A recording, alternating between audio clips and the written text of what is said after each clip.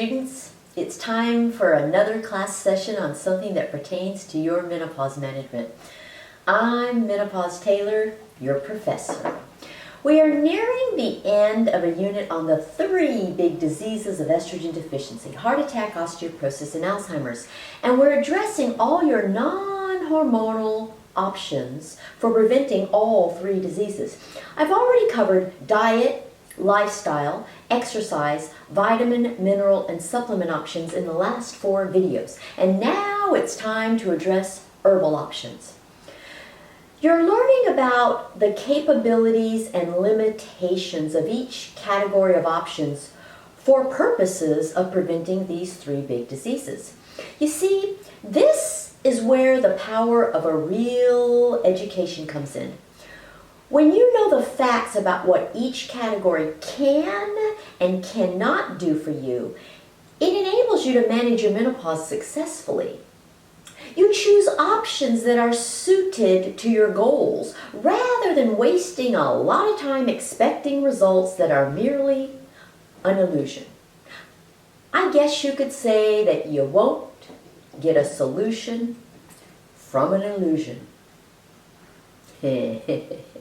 So, if you think there's any possibility that you might have any interest at all in herbs for managing any aspect of your menopause, you need to watch this video. In my book, whether you have the first edition or the second edition, I do not present these herbs in the format I'm presenting here. Instead, I present them in each individual chapter for each disease. But by looking at the category as a whole for all 3 diseases together, you get a broader picture of how herbs may or may not serve your needs. Now, you may wonder where I get my information on herbs, given the fact that I am not an herbalist or a botanist. I have taken various courses in herbal medicine, so I have a basic background in it. But I still have to consult resources from time to time. And I hope you don't think I use Dr. Google. You never know what you'll find there, and you never know if it's credible, and most of what you find is advertising, not educating. So I don't use it as a resource. I'm a real nerd. I do research the old-fashioned way.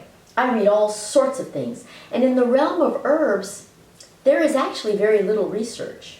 This is one of the most critical things to know about the herbal industry. It's not regulated. You do not have to be a scientist or an herbalist to sell or promote herbs. And you do not have to prove anything at all about the herb before marketing it. The way the herbal industry works is quite the opposite the way the medical industry works. This is a reference book that is familiar to all medical doctors, MDs. It's called the Physician's Desk Reference, or PDR. It's the encyclopedia of all the prescription drugs that exist, along with all the details about each and every one of them. You see, this book is huge. And there's a new edition every single year, all updated from the last year. Now, if I open this book, you'll see that the font is tiny, tiny, tiny. And the pages are super paper thin, kind of like a Bible. I mean, they're super, super thin, and every page is just full of text. This is available in online formats too. And when a doctor needs to know something about a drug, this is the reference book that will surely have it. For every drug, it gives the description, the mechanism of action or how it works, the clinical trial data, the indications and usage, the warnings, the precautions, the adverse reactions, information on overdosage, and correct dosage and administration. Now, here I have the same thing, which is called PDR for non-prescription drugs, dietary supplements, and herbs. And it's published by the same publisher as the PDR for the prescription drugs. And you can see it's nowhere near as massive. And if you open it, the font is much larger, and the pages are much thicker. And only a very few of the items in this PDR are actually herbs. But here is a PDR dedicated just to herbs, and it's fairly hefty, although the font is not nearly as small as the small font for the prescription drug PDR, and nor are the pages as thin.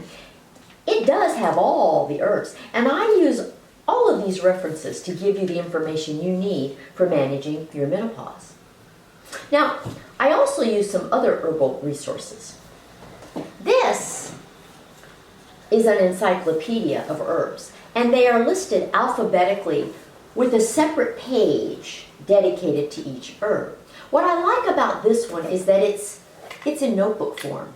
It consists of pages that are bound in a notebook, and when there are updates, I can discard the old pages, outdated pages, and insert new ones. And the pages here are really thick. They're almost like cardboard, very thick pages. But this one allows for updating all the time. I like the fact that it's a book of facts and comparisons. That's very useful if you have a lot of herbs from which to choose. Now, here are some other resources on herbs. This one is the healing power of herbs. And this one is rational phytotherapy. All of these books are great resources, but I don't like the title of this one, Healing Power of Herbs, or this one, Rational Phytotherapy. I don't even like the title of this one, PDR for Herbal Medicines, at least not for purposes of our discussion today. And the reason I don't like the titles is because these titles imply that herbs are capable of healing. Now, it is true that herbs have been used for their medicinal qualities for centuries, and many medicines do come from herbs. So I'm not disputing the fact that herbs can be medicinal. What I'm saying is that they are not always capable of being medicinal. Sometimes they are not capable of treatment at all. Many herbs are solely for purposes of keeping already healthy things healthy. So I prefer titles that imply maintaining your health, not improving your health. Healthy herbs, not healing herbs. This is the same principle you learned in the last video on vitamins, minerals, and supplements. And if you try to use an herb that is not capable of treatment to treat a disease, you will fall short of your goals. So let's use what I taught you in the individual videos on herbal options for preventing heart attack, osteoporosis, and Alzheimer's to assess whether the herbs for these three diseases are capable of intervention and fixin', or whether they're only suitable for prevention. Because you won't get a solution from an illusion. And if you use these options inappropriately, you will be operating under an illusion. The herbs I presented in video 176 in the unit on heart attack included hawthorn, soy, isoflavones, red clover, licorice root, hops, and wild yam. Of these, hawthorn really can help you prevent a heart attack if you use it before you have heart disease. All the other items in the list actually contain estrogen, so they are phytoestrogens. But phytoestrogens are extremely weak. They are 1/100th to 1/1000th the strength of pharmaceutical estrogen and the estrogen your own body produced. And because they are so weak, they can do none of the things that pharmaceutical estrogen can do. So they are only suitable for keeping your already plaque-free heart arteries plaque-free.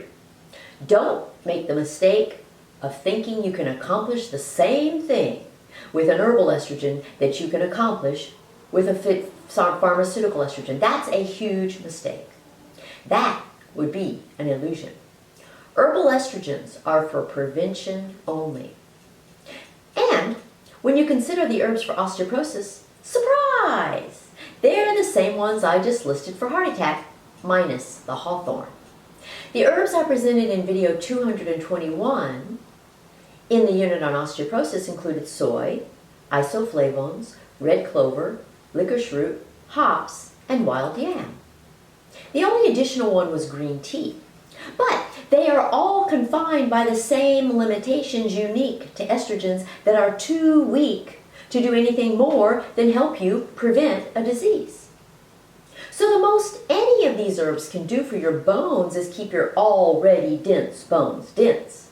Do not operate under the illusion that they can stop bone loss once it's started, or that they can replace bone once it's lost.